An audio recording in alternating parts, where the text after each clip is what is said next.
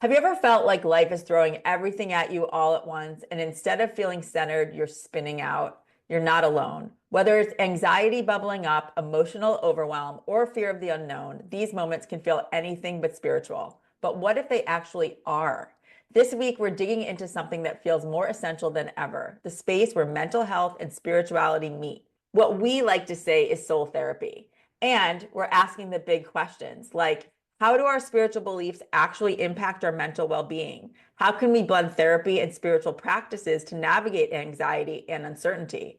And this might be the biggest one. When life stirs something up, can we see it as an invitation to heal, process, and evolve? To help us explore all of this and more, we're welcoming back our dear friend and soul sister, Dr. Amy Robbins. Amy is a rare find. She's a clinical psychologist and a spiritual intuitive, which means she sees the full spectrum of what it means to be human and divine. She's also the host of the popular podcast, Life, Death, and the Space Between. In this episode, we're talking about what it means to process uncertainty and how to make that an intentional part of your spiritual journey. From fear to faith, triggers to transformation, Amy helps us explore how the uncomfortable emotions we face can actually become portals to something deeper and more meaningful. You'll walk away with insights and tools to help you feel more grounded, more connected, and maybe even a little more at peace with the unknown. Hi, Amy. Hi, Karen. Hi, ladies. So good to see you. Oh my gosh, Robin, that intro. I just wanted the answers to all those questions. I do too. I hope I can provide at least something here. You always do, Amy. You always do. And this is something that we've been talking about in our personal conversations because there's so much going on right now that is causing us to feel fearful and uncertain about what's going on in the future. So, how can we start to look at anxiety, fear, and uncertainty and start to process it rather than suppress it? I think that when we think about anxiety, and your listeners may have heard this before, in today's society, we have started to see anxiety as bad all the time. And that is not at all what it is. Anxiety is a signal in our lives to pay attention. People talk about the fight, flight, or freeze response. Anxiety historically was used for those things, right? It was a warning to our system that something is wrong. We need to pay attention to it. What has happened over time is, one, the environment in which we're in is not as threatening as it used to be when these systems developed evolutionarily, right? Like, we didn't need to survive a tiger attack, but our system still thinks that's what's happening. So these bells that are ringing for us are ringing at such a high pitch, but the threat isn't the same level of threat that it once was. But our brain, our primitive brain, doesn't differentiate those things. So we have that happening. We also have a society right now where we are constantly being flooded with fear. Everything that is spoken to us, that we read, right, the way that it hits our systems is usually because it's instilling some sort of fear in us and we want to know more. How can we avoid that potential happening, whatever it is? And so we are literally baited into fear constantly. So our systems are in this constant state of hyperarousal, which leaves us feeling like we are constantly anxious, and we're not doing enough to downregulate our nervous systems to help manage that anxiety. And yes, things are really uncertain right now. And because they're uncertain, it feels very scary. But the belief that we actually ever have certainty in that, I know, belief, it's right? true.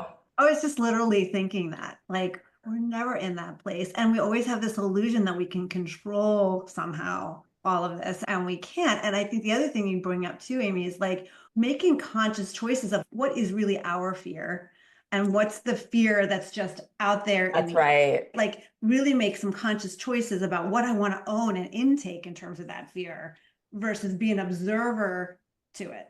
And Robin and I talked about this. We talked a lot about what is getting projected, what each individual is projecting on this situation.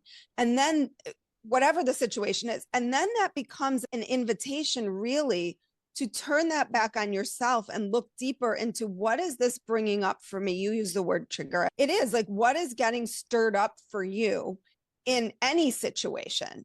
And then looking at that as an invitation to look deeper into yourself. Often people call that the shadow, or the parts of ourselves that we don't like to look at are often the parts of ourselves that get triggered and result in some sort of fear response, anxiety, maybe even depression. Like all of those experiences then become, as I see them, invitations into looking deeper, into being curious, into trying to deeper understand your own psyche. And another word is mirror. We were using this word earlier, like using that word, maybe not trigger so much, but what is it reflecting back at you as an opportunity to see something within yourself that you can learn from? Yeah, I think a simple example of that, which for people who haven't, let's say, been to therapy and or read certain books that talk about mirroring or reflecting back, I feel like an example could be, is there someone in your life that does something that makes you very frustrated, let's say? Is it about what that person says or maybe their actual energy that makes you upset? Because most likely, to your point, Amy, when we talk about what shadow is, it's something that is within us that we don't love or we haven't faced. And so it's this invitation, to your point. And I think it's a very relevant example for most people because you can identify that person, right? Like we all usually have one or two in our lives. And once you can actually see that and then see that in yourself and start to actually acknowledge it, that person either becomes less significant or that doesn't bother you as much. And so if you can apply that to other things going on in our world, doesn't mean it's all going to go away, but you can at least process it differently. And then that gives you a deeper understanding of yourself. And you don't have to like these parts of ourselves. Like there are definitely parts of ourselves, I have them too, that I'm not super proud of or that I don't want to look at.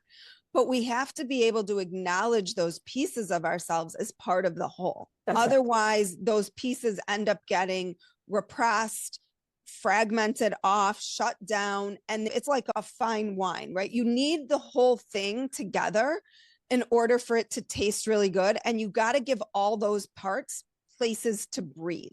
And if you don't let these shadow, darker parts of yourself that you don't like being mirrored by whatever, if it's a friendship, if it's what's happening in the world, that again just becomes another opportunity to take a look at, okay, what is this about for me? Why is this bothering me so much? And how can maybe one, what can I do about it personally? But also then, is there an opportunity here for me to do something bigger than just looking at it myself? But is there a way for me to help heal through volunteering? Or if we're talking about the bigger global picture, getting involved in an organization where I can really try to help make change. I think when people feel like there's no hope is when they really feel stuck. And when you feel like there's no hope, it's because you haven't seen that there is potential opportunity to take a step to make a different choice for yourself, for the world, for whatever it is. And there's nothing worse than feeling stuck and there's no opportunity for anything to be different. And I think part of what you said resonates too, because it is a balancing act, isn't it, Amy? So from a psychological perspective, what do you consider like normal fear or healthy fear in a way? And when does it become something that needs more support than that? Yeah, I think that's a great question and a great differentiation that I'll make. When your anxiety, depression, whatever it is, mood, however you want to define it, starts interfering with your everyday functioning. So if you are so paralyzed by what's happening in the world that you literally can't get to work, or you get to work and you cannot stop thinking about everything that's happening in the world, everything that's bad in the world, so you can't focus on your job. Obviously, if you can't get out of bed in the morning, if you can't really conduct your everyday activities that you normally are used to doing, that's when we really want to think about there's something more going on here with you than just what I call everyday anxiety. We are all going to have everyday anxiety. The goal in life is not to diminish anxiety completely. It's to use your anxiety or whatever it is, your depression, your sadness. If you're feeling the world is really heavy right now and you're feeling really down and sad about that, and it's not paralyzing to you, how can you use that as an opportunity to do something different, to change things, to make a difference, to, like we talked about, go out in the world, do something different with this feeling that you feel. But if it becomes so paralyzing to you that you literally can't function in your everyday life, then that's when we really have deeper problems. And I think we have over pathologized in so many ways a lot of our feelings that we no longer recognize that some of these feelings and experiences are normal reactions to life circumstances, right? If someone you love dies, we would expect that there is a period of deep grief, sadness, and maybe even some depression. That's not something that necessarily needs to be medicated, needs to be shoved down. What we want is for that to be processed and worked through. So you aren't running from these feelings, but recognizing, yes, there are situational depressions. Because of a situation I have, I'm reacting in a way that makes perfect sense. Yeah. And we really want to look more deeply at, okay, is this within the realm of what how most people would respond to this situation? That's a really good example. And I would say for where we are right now, right? Things in our world feel more uncertain than they have in our lifetimes, I'd say. So, for instance, our financial market right now is on a complete roller coaster, right? And so if you are someone who gets really anxious about money, what would be the, in quotes, normal response to what you're seeing? And then what would then indicate, I mean, you might need some other help. I think if you are someone that is checking the market you're literally watching the ticker, right? Yeah. You can't step away from it. If you're not sleeping because of it, if your appetite is impacted because of it, if you can't peel yourself away from it to do anything else, then we're bordering on problematic. And I'm not talking about for one day. Exactly. Right? This has only been a week. That's right. How do you feel about denial?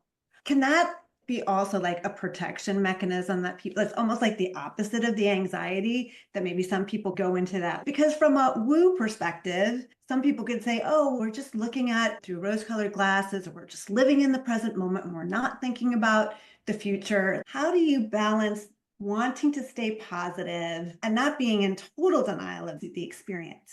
So trying to debate how clinical you want me to get here. So denial is a defense mechanism. So we have psychological defense mechanisms that span a range, oftentimes based on your early childhood experiences, how what we call primitive. So more primitive defenses, but tend to be associated with deeper pathology. Denial can be very healthy in certain circumstances. Like our mind only will allow us to take in what we can process. This is why a lot of people repress trauma, because their mind can't possibly process all of that. And so what the mind does is it either represses it completely so you don't have a memory of it, or you can only recall certain bits and pieces of it that you can process so that it doesn't completely overwhelm your system and shut you down so that you're dysfunctional, basically. And I think when we're thinking about in this world that we're living in, I would want to look holistically, like how much is this person completely out there in la land where they're like, oh, nothing's wrong, everything's wonderful, there's no issues? Or are they saying there's nothing I can do about the situation? There's nothing that I'm going to do today that's going to make a difference in the stock market.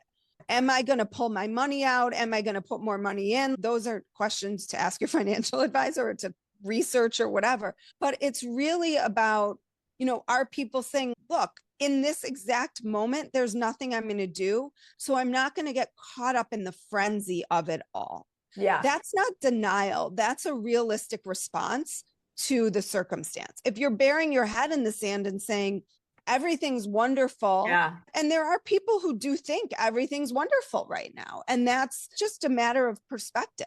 Yeah. Like for some people, they think this is the greatest thing. And for others, they think is the worst thing. And the reality is I think it was Scott, I'm going to pronounce his name. He's a professor, Gallenberg or something, who said things are never as bad as you think they are, and they're never as good as you think they are. And I think that's really wise. It's like we can get so thrown into the soup.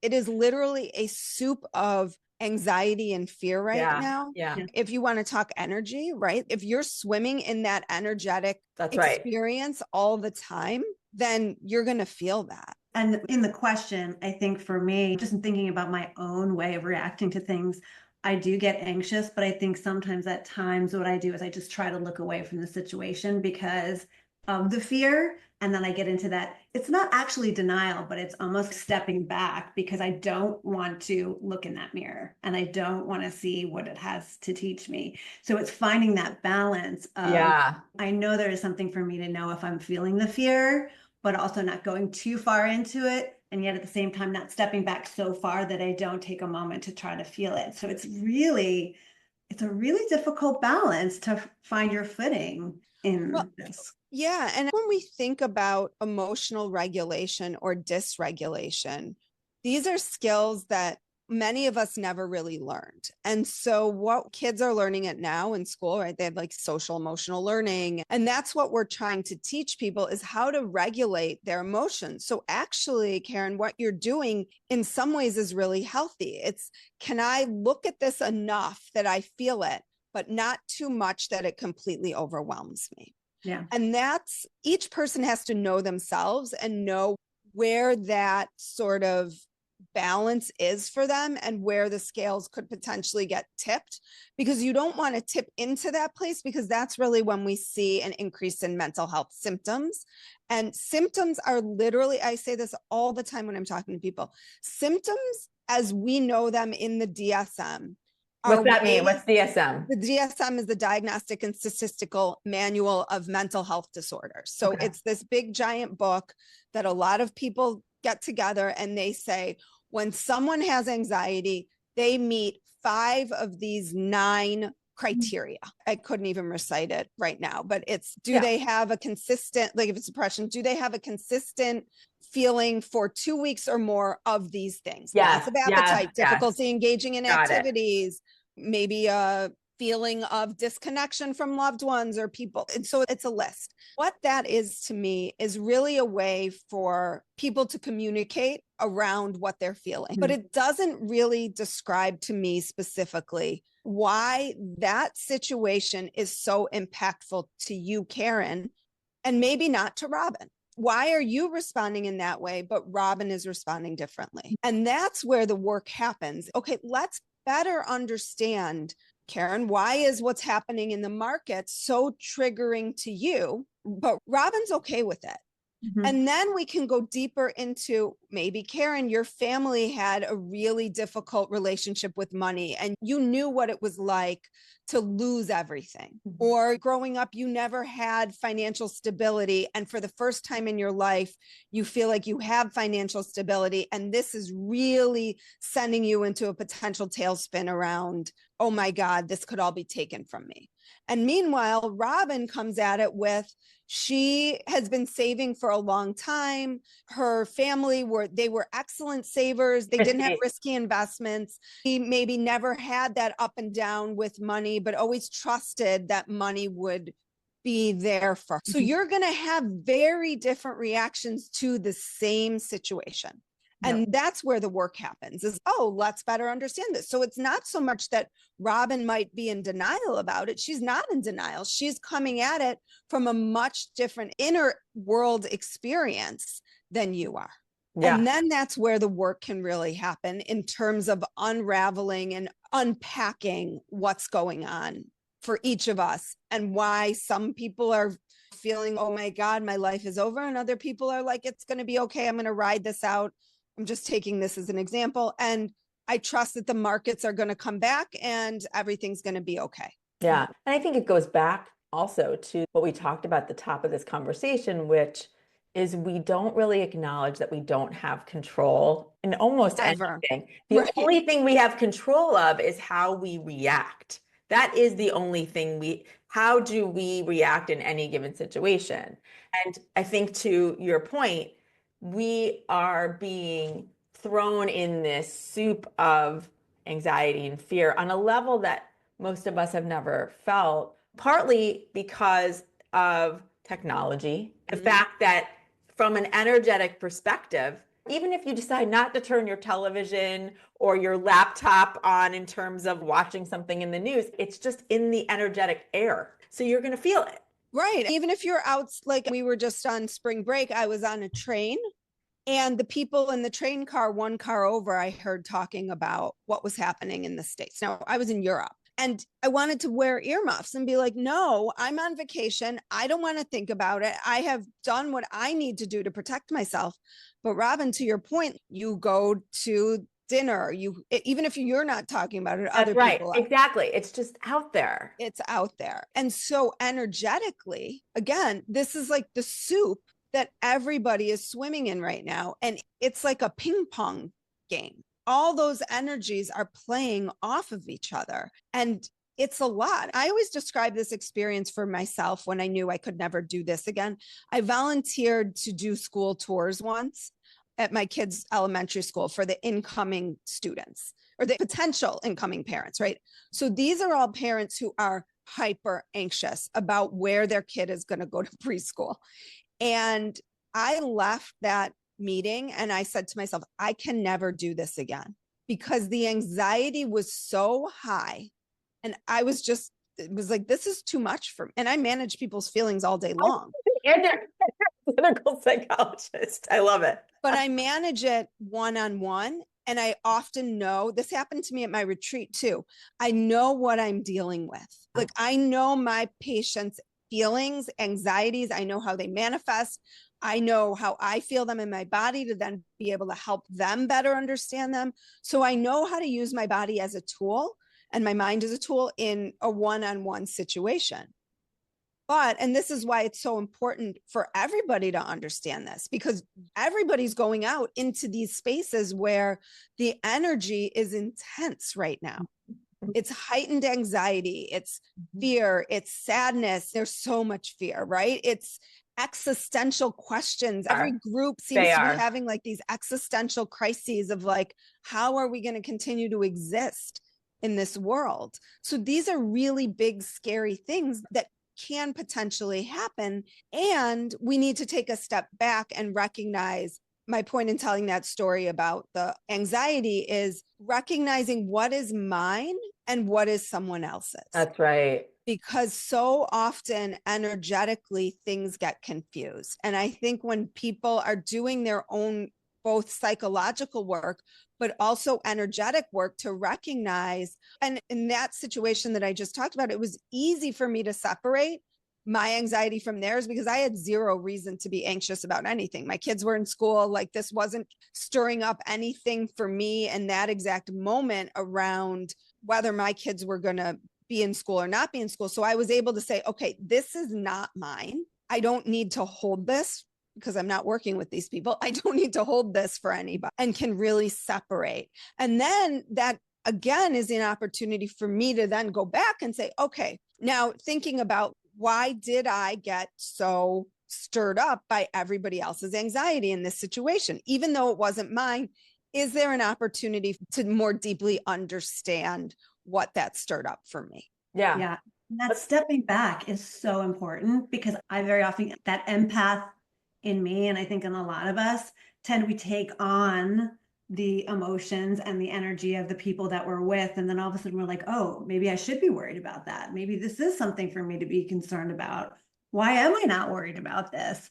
And rather than stepping back and going, is that really mine? Is that really how I feel? Or is that just their worry? So it's learning how to balance that. And then using some of our spiritual tools, like our intuition, like being present with ourselves, like looking within and really doing that inventory. So we really know ourselves first before we do that. So how can we start to look at some of these examples and triggers as an invitation to looking in? How does somebody do that? I think, Karen, you just addressed this first, noticing. And I think our bodies are great tools at noticing they notice before our mind is going to kick into gear with the fear, anxiety, racing thoughts, whatever it is, however it presents. Our bodies are going to manifest often what we're feeling. So if you have body awareness, you can start to use that as your first tool. So I'm a huge jaw clencher. So am I feeling like tightness in my jaw and my hips? Okay, what energetically am I either tuning into, picking up on? What's mine, what's someone else's, and how can I begin to process that, to think about it? Maybe it's journaling, maybe it's moving your body to release some of this emotion. And I think you both are providing people with such incredible access to amazing different tools. And that's really what in the course that I teach and what you all are doing is to give people an array of potential tools that they can use and then find the tools that work for them to help. Again, I'm all about down regulating your system, because when you're in this state of fight, flight, freeze, that we can't do anything in that state because our literal mind is just about surviving. And when we're just about surviving, everything else shuts down. I don't know, for me, like when I get anxious, I can't eat, I can't sleep. There's a reason for that, because your other systems can't work appropriately because you're literally like, I just need to save my life. It's true. You really do get frozen. So your entire body moves into a protective space that is all about keeping you alive. So in that sense, let's say at that point, you recognize I'm in this state of feeling like I just need to survive. I really can't move. I'm not even allowing myself to feel. At that point, do you scream into a pillow? Do you cry? I think those are the things for each person that they have to figure out, like allowing the energy to move through you. And that may mean, in this case, you're crying for an hour. Let it out and do something more productive. I don't know. For me, it is writing down, what is it that is making me so upset? And then I might reach out to a friend, or I obviously, in our case, we have a lot of practitioners that I very much trust that I could reach out and say, how do I move through this? What can I do? Or in case of, let's say, it's something with finances, you might reach out to somebody and say, what do I do so that I can feel a little more stable, a little more secure and comfortable with this? Information usually is power, right? So if I understand I have this and this could happen, but this is where I'm at. So you take back control in your own way. And that's all anyone can do, right? So anyway, the point is, in bringing that up, you need to figure out, how do you get unfrozen? And that's why I can say all the potentials of what can be done, but ultimately each person who's listening needs to find for them. And this is so important, because I think that, and I used to be this way too in my clinical work, it was like, there is only one way to do this and it's this way. And that's not true. There are so many different ways people can heal. That's what you're providing people here. And so if I'm not a journaler, I don't love to journal. So if someone says to me, the way to get out of this is you need to journal, I'm going to be like, yeah, no, that doesn't resonate with me. They say to me, by walking in nature, by putting your feet in the ground, I live in the city, by getting out of the city, walking by the lake, that's going to balance your ions and your electromagnetic field. That resonates with me. That works for me. If someone says, go do yoga, that works for me. And so it's just so important for people to find what works for them, what moves the energy for them. For some people, it's laying on the floor. Karen does that. I love to lay on the grass if possible, but I'll pick the floor. The other thing I often do, because sometimes you're at a meeting, sometimes you're in a place where you don't even want to be seen getting anxious. I always tell people the breath is the best way to do it. Just breathe deep and breathe it out as much as you can, and drink a lot of water, because there's something about the ions in the water that's always calming. And this woman who used to do something called Jinshin, which is like a Reiki practice on my son, taught me to hold my thumb. In the muscles of your thumb and the nerve endings of your thumb, there's something very soothing and calming, because it's almost like you got yourself, and you can sit in a meeting and do that. breathing and just drinking a little bit of extra water and holding that thumb, it just makes me conscious of my anxiousness. It's okay. We're okay right now. The pendulum always tends to go to the worst case scenario when we're in this kind of energy. And it's always helpful to look back on your life experience and go, you know what? 90% of the time, everything worked out just fine. And so the odds are it's going to be okay. And oftentimes, my therapist said this to me years ago, don't borrow worry. And it just resonated with me. And I use it all the time with my patients now. It's don't take on what's not yours. Because to your point, the thing that you think is going to happen is often not the thing that does, but the thing you couldn't have even imagined would happen is the thing that happens. And you're not going to respond any differently if you spent all this time worrying about it and it happens versus it just happens. And I know that's really hard for people who are worriers to wrap their mind around, because there is a belief system in the worry that if I worry enough, either there's magical thinking around that. If I worry enough, then in some way it will either A, prevent it from happening, or B, when it does happen, won't be as bad as I intended, as I think it will feel. And also we have to remember our feelings do not last forever. Really, emotions are energy in motion, and they tend to last at most 90 seconds. At most. I'm so glad you brought up the worry and what you just said about emotions, because I have the last, I don't know, 15 or 20 years thought about, someone said to me, worry is the most wasted emotion. And I come from a mother who still to this day is the biggest worrier on the planet. And I think it's for the reasons you said. I think in her mind, she thought she was helping both protect herself and my sister and I by just continuing to worry when it does absolutely nothing. And so it's one of those things that I very much am conscious of. I catch myself when I'm in that place of it's really not going to do anything. And to your point about emotions being energy in motion, it makes me very much go back to my time spent with Eckhart Tolle. And then even since that time, rereading his books and listening to the podcasts, because there's so much about the way that we process our emotions and the thoughts versus feelings. And that's where meditation can be really useful as a practice. And because what it allows you to do is to put space between your thoughts and how you respond to your thoughts. So you're able to step back and observe them and not get swept up in the waves of them. That's Untethered soul. Oh my God. I was going to say 2 books that if you're listening right now, everybody should read is A New Earth by Eckhart Tolle and Untethered Soul by Michael Singer. So I'm so glad Oh my gosh, that's so you're telepathic. It's the whole, because the Michael Singer book in particular really helped me because it has you imagine emotion, worry, all of it as a river. Yeah. And you actually getting out of the river and watching the river go by rather than being in the river. And that's always something I try to remind myself too. It's okay, I don't have to be in the river. I can be watching the river and watch it go by. And that's a feeling of both relief and empowerment, because you're not being literally swept away by all those emotions. And the river is insane when you can step back and watch it.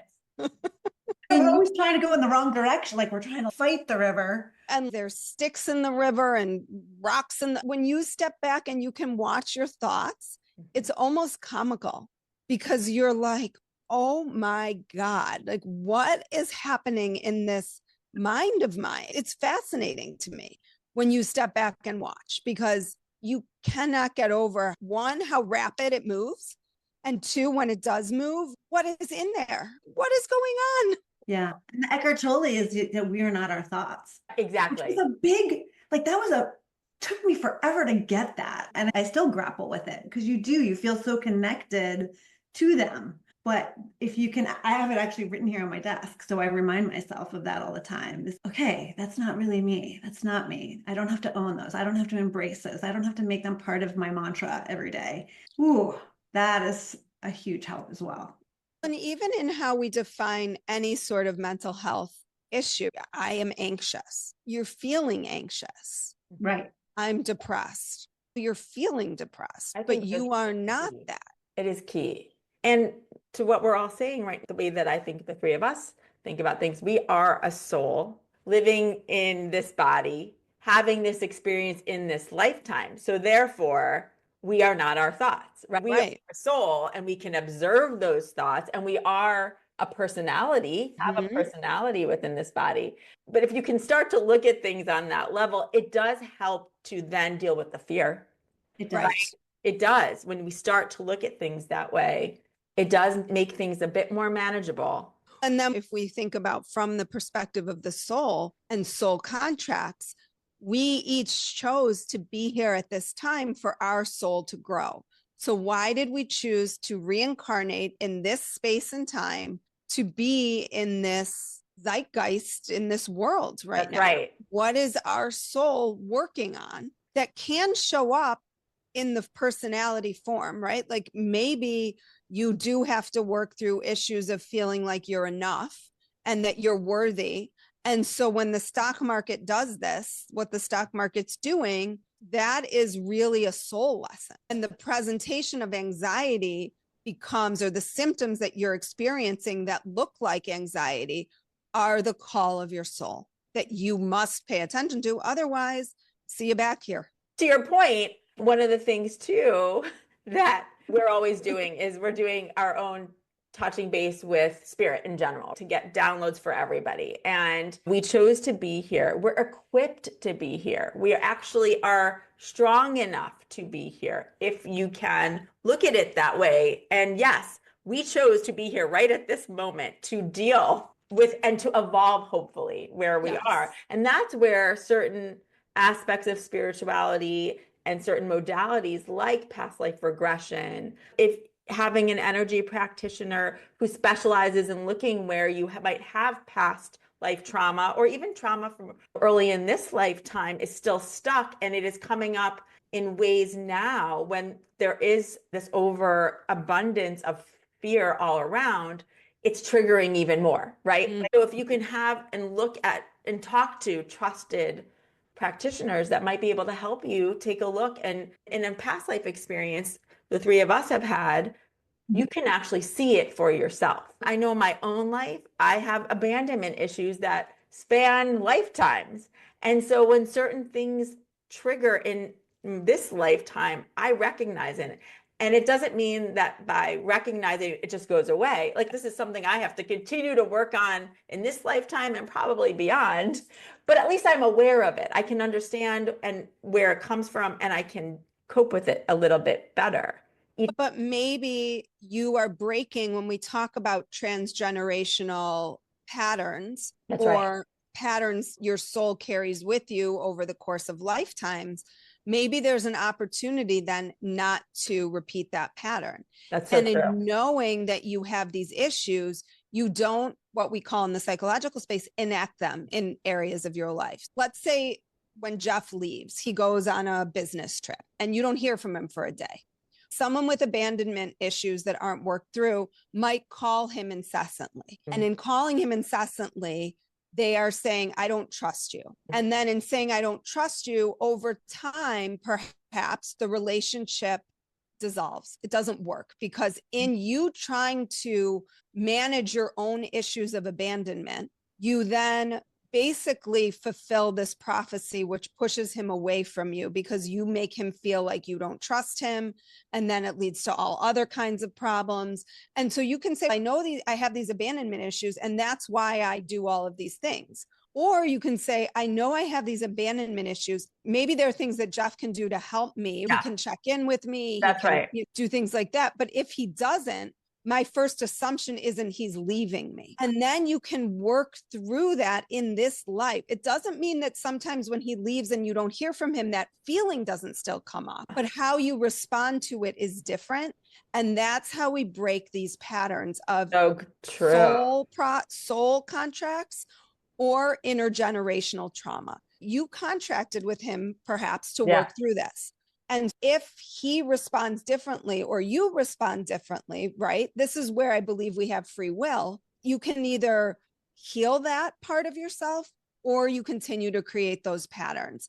And This is why a soul contract with someone is so important, is because you can have an opportunity to work together to heal different parts of yourselves. But you have to be aware of those parts of yourselves in order to heal them. And so that you're not just responding out of that fear of abandonment. Yeah. And in my case, my abandonment is someone's just going to die on me. So it's more that than that they're going to willingly leave. Do you know what I mean? And that spans in all relationships. I just think someone can just die on me. Someone did. Exactly. So it's, yeah. But I think that's also a really good example, Robin, too, because of how our life experiences can give us opportunities to see that isn't the case. Correct. Like, you have had someone die on you, but you've had many people who have not. That's right. So it's a really good grounding on all the fear that you have, really, because again, that 90% of the time, it's not going to be as bad as you think it's going to be. It's easy for the pendulum to swing that way because of the fear. And so if we can step out of the river and not go to that extreme of thinking, oh, he's going to walk out the door and be run over by a truck. It's true. Whereas it's like, he's going to leave, but he's going to come back because he always does. It's that opportunity to make the choice. It's just getting ourselves to get to that place where we can be that a little bit more logical in that experience of most of the time it is okay. Most of the time it is just fine. Yeah. But I think it also speaks to when we have such a abrupt trauma, how in that moment rewires our whole brain. It does. It does. And honestly, I'm so grateful to these conversations, to all the practices over the last 15, 20 years that I've adopted into my life and the work that I've been doing, because it has changed my life. It has rewired it again. And I still continue to have to work on it. But I think it's an example of how something like that can reverberate in our everyday world, and how everything in our world right now may be triggering these other elements for people in their own lives that are very personal, right? Before we go, there's one more question I wanted to get to, which is, how can intuition play into how we process fear and anxiety? I think that's something that the three of us talk about all the time, is our own intuition. We know we're very intuitive, and so is everybody else if you're willing to really be aware of it. So how does that play into what's going on today? I think the first thing people have to be able to do is distinguish intuition from fear. That is key. Because how do you do that? Yeah, how do you do that? For me, intuition feels instant. And the minute a feeling gets connected to it, I know it's no longer intuition, it's my fear or whatever it is. So it's literally, it's like, it could be like a split-second download that just feels like I know. But then once any feeling or fear or anything else is connected to it, I'm now out of intuition and into my mental space. So is intuition ever fear? No, I feel like intuition is just knowing. That doesn't mean that what you know might not be scary. That's true. But in that minute of knowing, it shouldn't have emotion attached to it. Gotcha. It just is. That's helpful. That's how I experience it. But it literally can change in the course of a second. Yes. So you have to be able to know yourself enough to know, wait, I heard that, and now my body's clamping down, or I'm clenching my jaw, or whatever it is. And then it doesn't mean what you heard wasn't an intuitive hit. It just moved into a space of, oh no, now what? It's if you walk into a room and you know somebody's been talking about you. I know they're and then what were they saying? Yeah. You start to get self-conscious. That's when it moves. I think that actually is really important for us to be talking about and almost ending on today, because we know there's going to be more conversations that we're going to have around how to cope with uncertainty and how to bridge spirituality and psychology. Yeah. And I think it is just like Laura Day, who does a lot of intuitive. Yeah. You know, Laura, she's like very clear. There is zero feeling attached to intuition. Zero. It's true. I don't know about you. Like I do, like on a daily basis, get certain hits. For me, it comes in like almost a whisper, and it will say, call this person. And there's no emotion attached to it. And I don't know where it comes from, or read this thing, or remember to tell Jeff that. It comes out of nowhere. And it sounds strange. And there's no emotion attached to it. You're not like, the minute you slip into, oh my God, where do I need to call this person? Why do I need to call them? Is something wrong? That doesn't mean what you got wasn't an intuitive hit.